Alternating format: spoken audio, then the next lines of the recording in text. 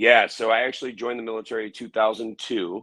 I joined the military. Amazing time. Uh, it was a prideful time. It was right after September 11th.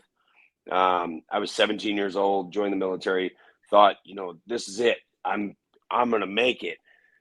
And I thought I was gonna have a 20-year career, this and that.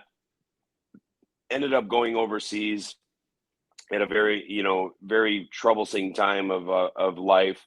Being wounded You in were combat. 17? You're 17, 17 at yeah. the time? Yep. How were you And wounded? we ended up going, it just something, that I being hurt overseas. We ended up going overseas, and I ended up having my 18th birthday in Iraq. And mind you, I had already been in combat. I couldn't vote, couldn't drink a beer, and now I'm having my 18th birthday. I'm like, um, you don't have a choice in life other than to grow up very, very fast when something like that happens. Yeah. Your only choice is, I'm a firm believer in the saying "beast or bitch," and you, you either buck up or shut up. And I had to, I lied about my age. Um, at the time, I didn't want anybody realizing I was 18. I told everybody I was having my 19th birthday. Like, all they had to do was look at my ID, and it would have been completely debunked. But nobody did, thank goodness.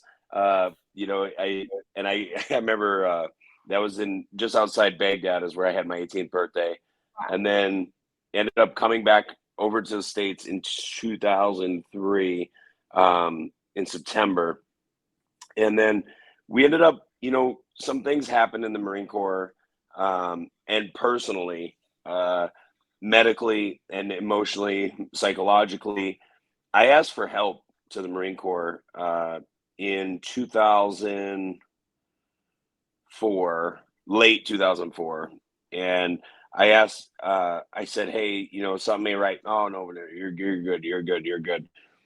Come 2005, I said it again, and I said, "Hey, and now we know it's called PTSD. Now we know it's these depression issues that compound with PTSD."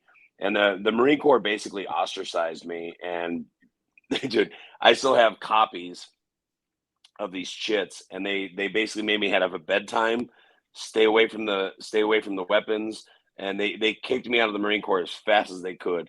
And I got removed. I got medically retired out in June of 2005 out of the Marine Corps, and it was a hard pill for me to swallow, because I loved, and I still to this day, if you look at my Instagram, you talk to me, I bleed red, white, and blue, and I love the Marine Corps. I love everything about the Marine Corps. Everybody's like, "Oh, did you love all the people you served with?" And I'm gonna be honest, no, I didn't. But I have a lot of brothers within the Marine Corps, and I'll never forget any single one of them. Um, so when we got out, the big thing with that, the big struggle of getting out of the Marine Corps was PTSD. Um, and I know your next question, Lauren, so I was just going to run with it. But it basically shot me over to, I got out, and I didn't know what I was going to do in life. Here's what, gosh, I was 20, 21. I was a baby, and I had no direction in life. The Marine Corps dropped a large sum of money in my bank account, and I met this girl at a bar. What are you going to do? I ended up becoming heavily addicted to cocaine, Yeah. painkillers. I became heavily addicted to alcohol. I just became a self. I was in a locomotive at full roar with no brake lever, and it was going down the track at 500 miles an hour. It was a bullet train just zooming, and it led, so you can cut off a couple years of my life. I was homeless.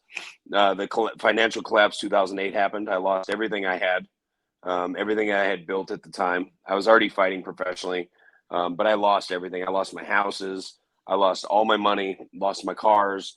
I had one car left, and I'm living in it. It was a 1992 Ford Mustang GT, and I'm living in this little hatchback car because that's all I could have. That's all I had. And come June 2009, I decided June 14th. I decided that was the day I was going to kill myself. So this compilation, sorry, from June of 2005 to June of 2009, for this 4 year, I felt as though my life was over. It was it. That was it. And I had survivor's guilt of all the guys I served with that were killed in action. I thought life was done. So I tried to kill myself. I purposely overdosed. I purposely tried to take my own life. And when I did that, I came to I had this DEA agent standing over me, and he asked me, "What the fuck are you doing, guy?" And he pulled up his sleeve, and he had a big military tattoo on his upper arm. And he goes, "Do you think these guys would be proud of you?" And held up a picture of my guys I served with. And he goes, "Because I'm not proud of you, I'll beat your ass for them." And I was like, "Yes, sir." He was a big guy. Um, I got a second lease on life that day, June 2009. That was my second lease on life, or fourth or fifth or sixth. I don't know, however you want to look at it, with as much crap I've been through. But I've been, I've made new missions since then, as as you've alluded to. Yeah, you've done a lot with your life since then. How did you turn it around in that moment? They always say, when your reckoning comes and you're at the face with you're at the face with your maker, you have one choice. It's either you take it or you drop it. Right? You can either pick up the ball and dribble it down the court, or you're going to leave the gym. Little basketball analogy. But I just decided, it was time to step up to the plate and be a man. I knew at the time that God was there. If God wasn't there and there was no presence of God, he would have never made sure I wasn't successful at killing myself. He would have made sure that guy never kicked in my door to arrest me. That gentleman, the agent, actually testified in court for me, saved my life, gave me a second lease on life. The judge was a Vietnam veteran. And he's like, "I'm sick and tired of seeing veterans in here since Vietnam use drugs to ruin their lives." And I never had a violent crime on my record. I wasn't a violent individual. So the judge said, "You know what?" He goes, "I'm sentencing you today," and he sentenced me to 8 years 9 months in prison.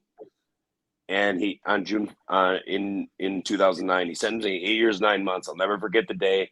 I started shaking. I was having an emotional breakdown.